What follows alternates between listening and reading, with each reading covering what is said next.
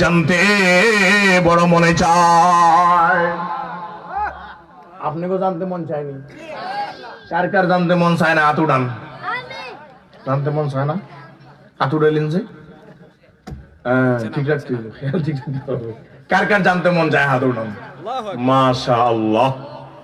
নবীকে যখন সাহাবায়ে কেরাম এই প্রশ্ন করলেন যে আপনি কেন ওনার কবরের সামনে আমাদের কিটা পড়াইলেন, আগে তো কখনো পড়ান নাই, হঠাৎ কিরা আপনি যে পড়াইছেন ঘটনা কি?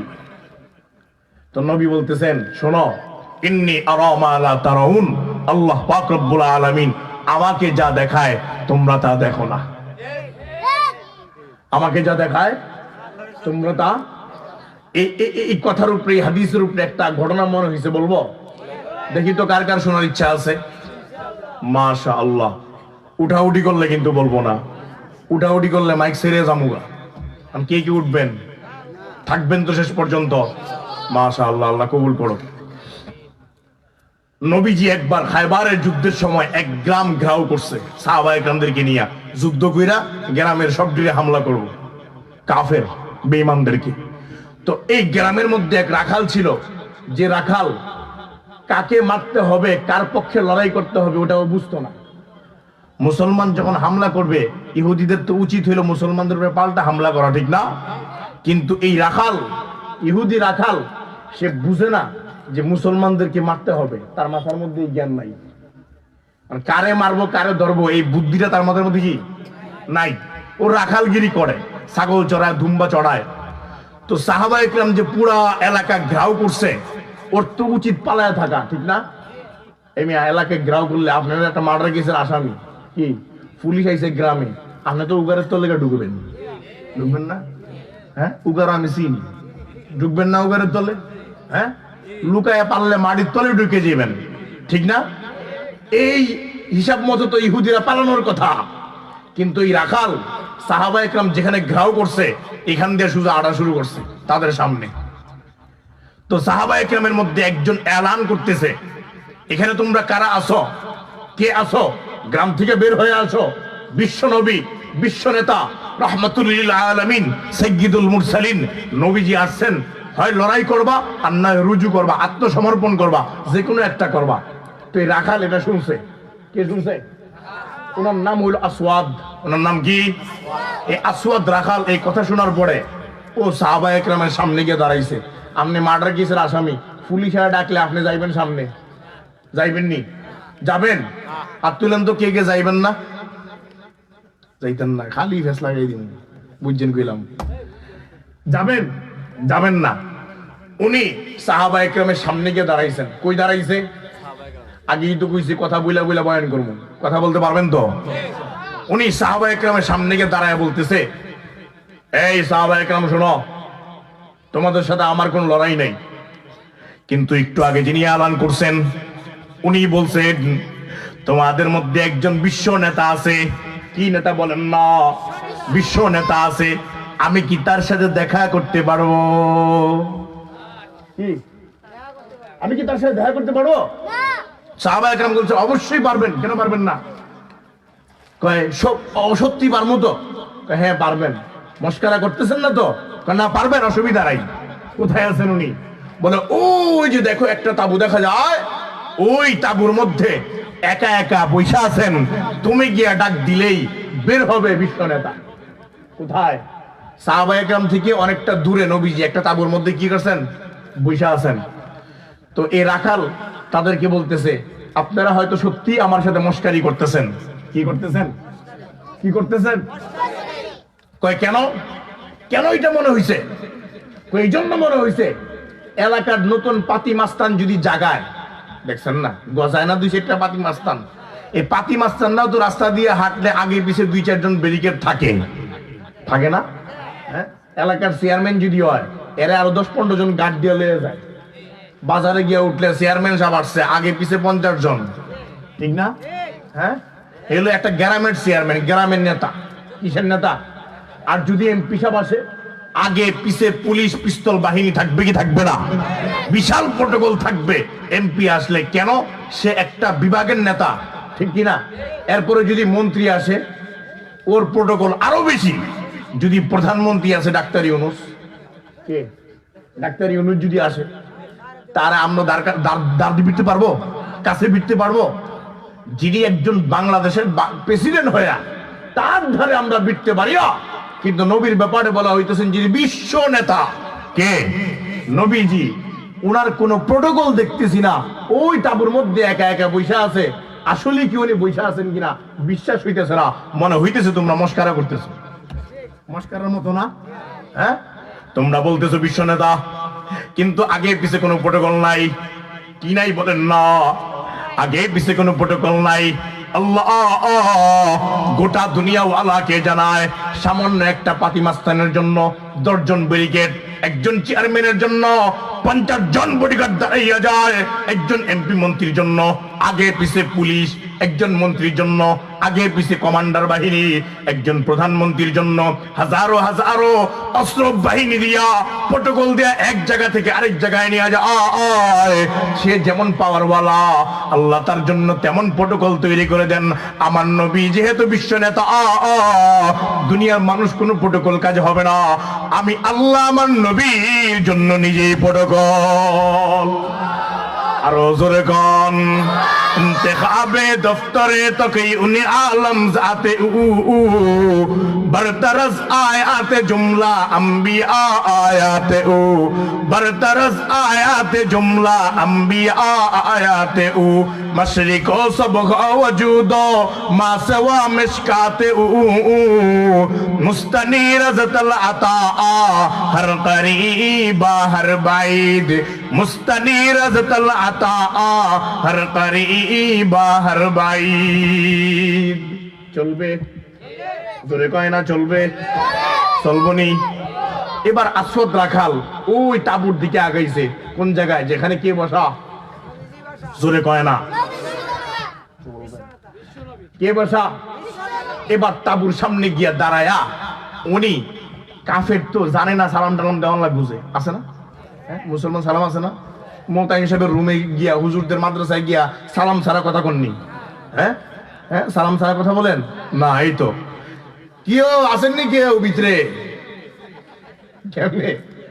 এখন রাখাল মানুষ কথা কেমনে বলতে হয় নবীজির সাথে, এই আদব কাদব তো শিখে নাই। এই আসেননি কেউ, আসলে সত্যি আসেননি, দেখি তো ভাইরান কেউ। ওই ভিতর থেকে যখন নবীজি পর্দা সরায় বের হইলেন, রাখাল এক পলকে নবীর দিকে তাকায় মনে মনে কইতেছে, আরে মনে হইতেছে পূর্ণিমার চাঁদ আমার সামনে উপবিষ্ট। আরো জোরে কম। কয় এত সুন্দর আমি তাকায় রইলাম লম্বা একটা সময়, এত সুন্দর মানুষ আমি জীবনে কোনোদিন দেখি নাই। হ্যাঁ, এত সুন্দর মানুষ। হুসনে ইউসুফ সে ফজুতর है रसूलुल्लाह का है ये नूरे चश्मे याकूब और ये नूरुल्लाह का है ये नूरे चश्मे याकूब और ये नूरुल्लाह का। আসওয়াদ রাখাল কইতেছে যে আপনি বিশ্ব নেতা? বলে হ্যাঁ আমি বিশ্ব নেতা। আপনার মিশন কি? আপনার মিশন আপনার মিশন কি? নবীজি বলতেছেন আমার মিশন হইল লা ইলাহা ইল্লাল্লাহ মুহাম্মাদুর রাসূলুল্লাহ। এই রাখাল চিন্তা করতেছে আরে যেটাই হোক, ওই নবীকে সুযোগ পায়া বলতেছে আমি যদি এই মুহূর্তে আপনার মিশনে ঢুকে যাই তাইলে আপনি আমাকে কি পুরস্কার দিবেন?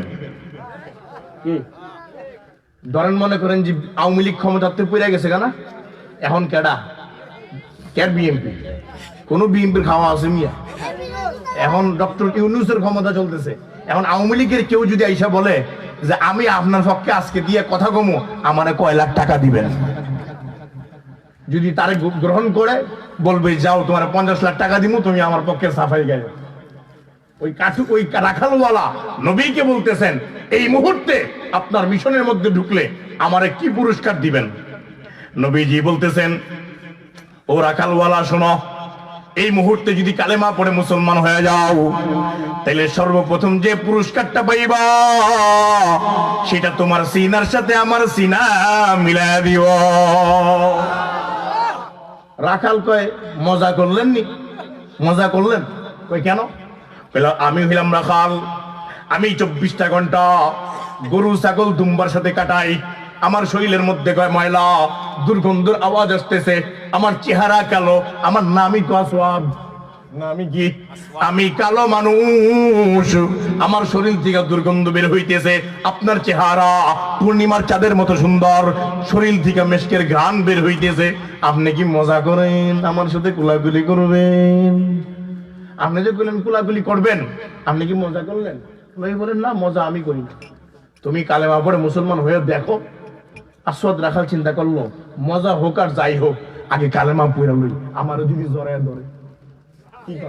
এলাকার এমপি সাহেব যদি হুট করে আইসা বাজারে ঢুকে এক রিস্কাওয়ালার জড়ায় ধরে, এরপর এমপি সাহেব গেলে পরে রিস্কাওয়ালার সাথে সব মুয়ানাকা করবো, বাবারে তোর কি দাম, তোর এমপি সাহেব জড়ায় ধরছে, ঠিক না? হ্যাঁ, এটাই তো মানে বুঝাইবার জন্য বলতেছি। সাথে সাথে আসওয়াদ রাখাল সে কালেমা পড়া মুসলমান হয়ে যাইতে দেরি হয়, নবী তার হাত ধরে টান দিয়া সিনার সাথে সিনা মিলাইতে দেরি হয় না। এবার আসওয়াদ রাখাল অবাক হয়ে গেছে, কি ব্যাপার, আমার সাথে বিশ্ব নেতা সিনা মিলাইছে, সাথে সাথে জজবা চলে আসছে। উনি ডাক দিয়ে বলতেছেন, আপনি তো বিশ্ব নেতা, বিশ্ব নবী রাহমাতুল লিল আলামিন, জিজ্ঞাসা করতে মন যায়, আমি যে এই মুহূর্তে আপনার মিশনের মধ্যে ঢুকে গেলাম, এখন আমার করণীয় কি? এখন তো আমি আপনার বাহিনীর মধ্যে একজন, এখন কি করণীয়? কি বলছিলাম, নবীজি ইহুদিদের গ্রাম ঘাও করছে লড়াই করার জন্য। কিসের জন্য?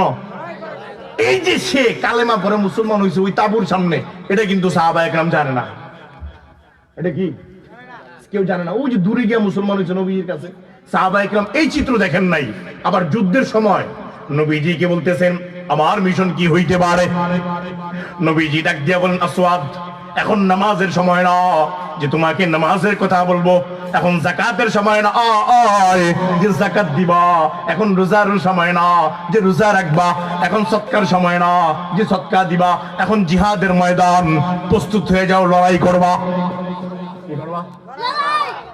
এবার রাখাল কইতেছে, হুজুর যদি আমি যুদ্ধের ময়দানে যাই তাইলে তো দুই কারণ, দুইটা হইব, যে কোনো একটা, হয় শহীদ আর নয় গাজী, ঠিক না? হয় আমি মরমু আর না হয় ফিরে আসবো, ঠিক না? যে কোনো একটা হইব। তাইলে আমার জিজ্ঞাসা, আমি যদি শহীদ হয়ে যাই তাহলে আল্লাহ আমারে কি পুরস্কার দিব? আগে এক পুরস্কার লইছে, এখন মইরাও পুরস্কার লইব। কি? সে বলতেছে, আমি যদি মইরা যাই তাহলে আল্লাহ আমারে কি পুরস্কার দিবে? নবী করিম সাল্লাল্লাহু আলাইহি সাল্লাম আসওয়াদ রাখালকে বলতেছেন, আসওয়াদ শোনো, তুমি যদি ময়দানে লড়াই করতে করতে শহীদ হয়ে যাও, আল্লাহ তোমাকে আমার মতো সুন্দর বানায় দিবেন। আরো জোরে কয় না, हमने के या बदे मगर फिर भी तेरे निस्बत बड़ी अच्छी है मगर हाल है बूढ़े। নবীজি বলেন, আল্লাহ পাক রব্বুল আলামিন আমাকে কি পুরস্কার দিবেন? আল্লাহ বলেন আসওয়াদ রাখাল, নবী বলেন আসওয়াদ রাখাল, যদি শহীদ হয়ে যাও আল্লাহ তোমার শরীরটা আমার শরীরের মতো বানায় দিবে, আমার মতো সুন্দর বানায় দিবে, তোমার শরীরে কোনো গন্ধ থাকবে না, আল্লাহ জান্নাতের মধ্যে মিশকের ঘ্রাণ দিয়া মুখরিত করে দিবেন। तेरे महबूब की यारब शबाहत लेके आया हो, हकीकत तो उसका कर दे, मैं तो सूरत लेके आया हो, हकीकत तो दे, मोहब्बत लेके आया हो, मोहब्बत लेके आया हो। আমগো ভিতরে আল্লাহ এবং নবীর মোহাব্বত আছে না নাই? কবরে আমরা কার মোহাব্বত নিয়ে যাব? জোরে কয় না। কোন মানুষ আছে আমগো দেশে এরকম পাওয়া যায় যারা নেতার মহব্বত নিয়ে কবরে যাবে, নেত্রীর মহব্বত নিয়ে কবরে যাবে, টাকা পয়সার মহব্বত নিয়ে কবরে যাবে, গাড়ি বাড়ির মহব্বত নিয়ে কবরে যাবে। আমরা এখানে যারা বসলাম, আমগো টাকা পয়সা নাই, আমরা গরিব, আমরা কবরে যাব আল্লাহ এবং তার নবীর মহব্বত নিয়া। আরো জোরে কয় না, মহব্বত আসেনি? এবার আসওয়াদ রাখালে বলছে, মরলে আল্লাহ তোরে আমার মতো সুন্দর বানায় দিব, তাড়াতাড়ি কোনো দেরি নাই, কাপড় টাপড় রেডি কইরা যুদ্ধের ময়দানে দৌড়। কোথায়? জোরে কয় না। যুদ্ধের ময়দানে গিয়ে হাজির হইছে। এবার তুমুল লড়াই চলতেছে কাফেরদের সাথে, কারণ কাফের যারা আসিল এরা তো আসওয়াদ রাখালে চিনে। হ্যাঁ কই, কি রে তুই আম করে মারস? তুই না আমগো দলের, হ্যাঁ যে মুসলমান হয়েছিল তো কেউ জানে না, কথা কয় না, জোরে কয় না। এবার আসওয়াদ রাখাল কয় কথা কম, আগে কুবাই লই। কি কেডা কার পক্ষে দেখার টাইম নেই, আগে 2 মিনিট কুবাই। এখন এক পর্যায়ে মারামারি করতে করতে যখন শেষ হয়ে গেছে, সাহাবা একরাম এক জায়গায় ভিড় জমাইলেন। নবীজি বললেন, কি ব্যাপার, কি হইল, এইখানে এত ভিড় কেন? বলেন, নবী, একজন ব্যক্তি শহীদ হইছে না মইরা গেছে, এ মুসলমানের নাকি ইহুদিদের পক্ষে বুঝতে পারতেছে না। কারণ ওই যে আসওয়াদ রাখাল, সে যে মুসলমান হইছে এটা তো কেউ জানে না। এই জন্য সে কি আমগো দলের নাকি ওই দলের এটা তো জানি না। একটু যদি দেখতেন, নবীজি বুঝা ফেলাইছেন এটা আমার আসওয়াদ রাখাল। নবীজি সাথে সাথে চোখের পানি ছেড়ে কাঁদতে লাগলেন। সাহাবা একরাম জিজ্ঞাসা করলেন, ও হাবিবে রাসূল, আপনি কেন কাঁদেন? সাহাবা একরামকে বলতেছে, ও সাহাবা একরাম, তার চেহারা থেকে কাপড় সরাও। অন্য কেউ তো হইতে পারে, কিন্তু নবী বুঝতে পারছেন এটা আমার আসওয়াদ রাখাল ছাড়া আর কেউ নয়, এটা আর কেউ নয়। এই জন্য কাপড় সরানো মাত্রই নবীর চোখ দিয়ে মুক্তার ফোটার মতো পানি ঝরতে আরম্ভ করছে। সাহাবা একরাম জিজ্ঞাসা করছেন, ও হাবিব রাসূল, আপনি ওর চেহারা দেখা কেন কাঁদতেছেন? আপনি তার শহীদের ঘটনা শুই না কেন আপনি কাঁদতেছেন? নবীজি বলতেছে, ও সাহাবা একরাম, তোমরা জানো না এই আসওয়াদ রাখাল জীবনে কোনোদিন নামাজ আদায় করে নাই, জীবনে কোনোদিন রোজা রাখে নাই, জীবনে কোনোদিন দান সদকা করে নাই, এমনকি কোনোদিন মসজিদের বারান্দায়ও যায় নাই। একটু আগেই সে কালেমা পড়ে মুসলমান হয়ে গেছে। সে আমাকে জিজ্ঞাসা করতেছিল, ও হাবিব রাসূল, এই মুহূর্তে যদি কালেমা পড়ে মুসলমান হয়ে যায় আল্লাহ আমাকে কি দিবেন? আমি তারে বলছিলাম, আল্লাহ আমার মতো তোরে সুন্দর বানায় দিবে, আর গন্ধ থাকবে না, মেশকের ঘ্রাণ দিয়ে আল্লাহ তোর গোটা শরীরটা ভরপুর করে দিবেন। সাহাবা একরাম, আল্লাহ পাক রব্বুল আলামিন এই মুহূর্তে আমাকে দেখাইতেছেন, তোমরা দেখো না, তোমরা দেখো না, আমি দেখতেছি আল্লাহ তাকে আমার মতো সুন্দর বানাইয়া মিশকের ঘ্রাণ দিয়া জান্নাতের মধ্যে ছেড়ে দিয়েছেন। در مقام المعلا از کمال اتصال از خدا نبود جدا ہم چوش آز آفتاب শেষ করে দিব। হ্যাঁ, আচ্ছা চলেন। এই উড়ে কেডা, এত লাগে একটা ছবি লন, চিন্না রাখেন কেডা উড়ে, উঠলেই ছবি তুলবেন। কি তুলবেন? হ্যাঁ, খুবই সেলিব্রিটি মানুষ, কিন্তু উঠে যাওয়ার কথা না। আমরা কেউ কেউ চিনি না, চিনি না, আমারা আপনারা চিনেন না, আমি আপনাকে চিনি। যারা উঠতে যাবো বুঝবেন, হ্যাঁ খুব ভাইরাল, এরা ধরবেন, দেখি বাবারে কোন দিন আর ফার্মো একটা ছবি তুলে রাখি। হ্যাঁ, পারবেন তো?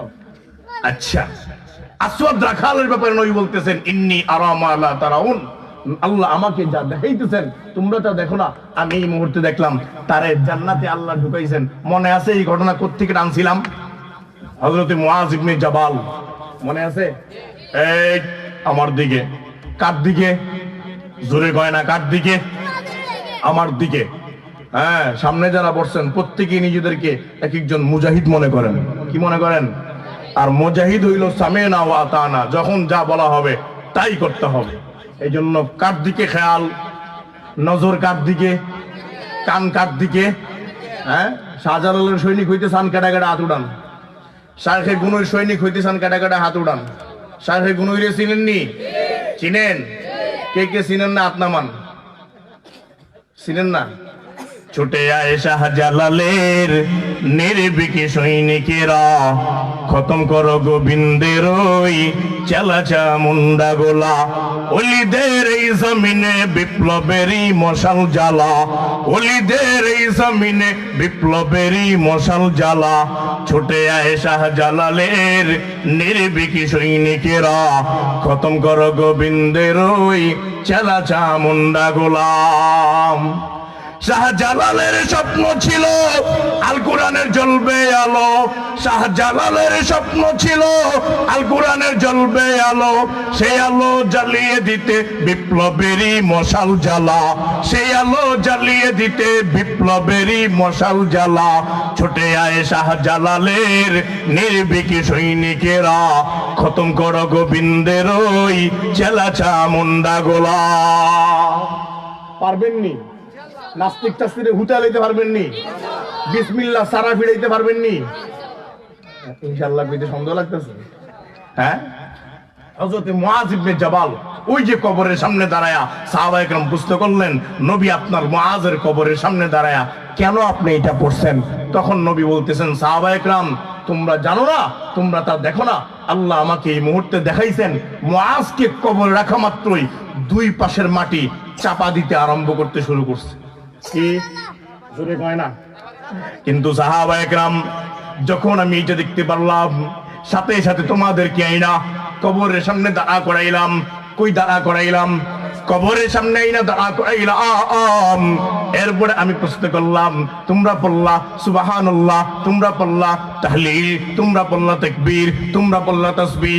আল্লাহর জমিনের মাটি তাসবিহ আর তাহলিলের বদৌলতে আবার জায়গার মাটি জায়গার মধ্যে চলে গেছে। रमज़े इश्क़ से किरामन कातिबी को क्या सुझे, जब रफ़ाक़त के लिए जिब्राइल भी काबिल नहीं, जब रफ़ाक़त के लिए जिब्राइल भी काबिल नहीं। चलबे जोरे कय ना? केडा केडा घुमाय दाঁড়া করায়া দেন? হয় নাই? নারায়ে তাকবীর, আরো জোরে নারায়ে তাকবীর।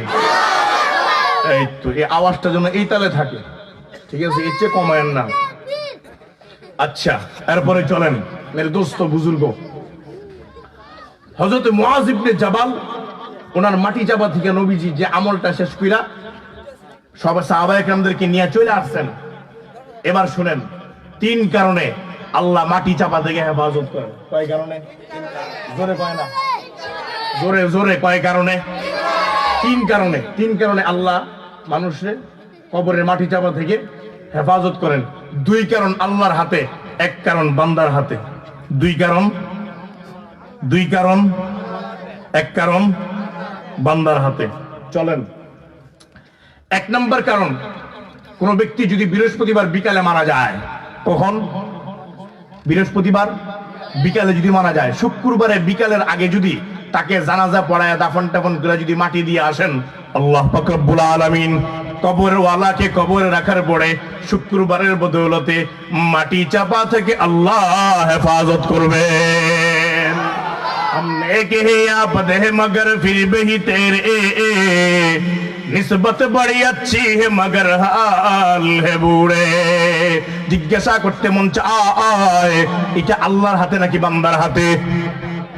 কার হাতে? আল্লাহর হাতে। চাইলে কিন্তু শুক্রবারে মরতে পারবেন না, মরতে পারবেন? বয়ানের পরে যদি একটা হাতে সুমা টুমা দিয়া টাকা পয়সা দিয়া যদি কোন হুজুর আপনি একটু দোয়া করেন শুক্রবারে মরতাম, পারবেননি? হ্যাঁ, তাহলে এটা কার হাতে? আল্লাহর হাতে। দুই নাম্বার, কোন ইমানদার যদি রমজান মাসে মারা যায়, তখন রমজান মাসে যদি কোন ইমানদার মারা যায়, আল্লাহ পাক রব্বুল আলামিন রমজান মাসের উসিলায় তাকে কবরের মাটি চাপা থেকে হেফাজত করবেন। আরো জোরে কোন? জিজ্ঞাসা করতে মন চায়, এটা বান্দার হাতে নাকি আল্লাহর হাতে? আরো জোরে কোন? তাহলে প্রথম দুইটা পেলেন কার হাতে? তিন নাম্বার, মনোযোগ দিয়ে শুনেন, মাইকের আওয়াজ মা বোনরাও পাইতেছেন, আপনারাও শুনেন। হাদিসের মধ্যে গোটা দুনিয়া ওয়ালাকে নবী জান আয়, কোন ব্যক্তি যদি 5 ওয়াক্ত নামাজের পরে, কয় ওয়াক্ত নামাজ? 5 ওয়াক্ত নামাজের পরে যদি আয়াতুল কুরসি পড়তে পারে, আল্লাহ এই আয়াতুল কুরসির বদৌলতে ওই বান্দাকে কবরে রাখা মাত্রই তার কবরের মাটি চাপা থেকে হেফাজত করবেন। না মুমিন হায় না মুমিন কি আমিরি, रहा सूफी गए रोशन ज़मीरे, खुदा से फिर वही क़ल्ब नज़र मंग, नहीं मुमकिन अमीर भी फ़कीरी, नहीं मुमकिन अमीर भी फ़कीरी। শুনেন, সময় একেবারে স্বল্প, আরেকটু চলবে? হ্যাঁ, কিন্তু চলাইলে তো চালান যাইব না। এই যে দেখছেন নি পাঁচা চলে আসছে, কারণ আপনারা যদি কমিটির গলা টিপতে ধরেন তাহলে চালান, ঠিক আছে? এই দেখছেন হুকুম চলে আসছে, এই জন্য হুজুরাও চলে আসতেছেন। এখানে হয়তো পুরস্কার বিতরণ হবে, আলোচনা শেষ। এই খালি 2-4টা আলোচনা করলাম ফজিলত সম্পর্কে। এখানে চমকপুর বাজারে এখানে একটা মাদ্রাসার প্রোগ্রাম আছে, ওইখানে আসবো ইনশাল্লাহ, আপনারা আইসেন। বাকি আয়াতুল কুরসির পুরা তফসির করব, পুরা আলোচনা করব, সকলে আইসেন। বাকি অংশ ইনশাল্লাহ ওইখানে শুনতে পারবেন। আসবেন তো? ওটা তারিখটা আমার খেয়াল নাই, সম্ভবত 25 জানুয়ারি। হ্যাঁ, 24 জানুয়ারি। হ্যাঁ, আপনারা ওইখানে আইসেন। এরপর থেকে আলোচনা শুরু করব, যা শুনছেন এরপর থেকে আলোচনা শুরু করব। আল্লাহ পাক রব্বুল আলামিন আমাদেরকে প্রত্যেককে 5 ওয়াক্ত নামাজের পরে 5 বার করে আয়াতুল কুরসি পড়ার তৌফিক দান করুক, বলেন আমিন।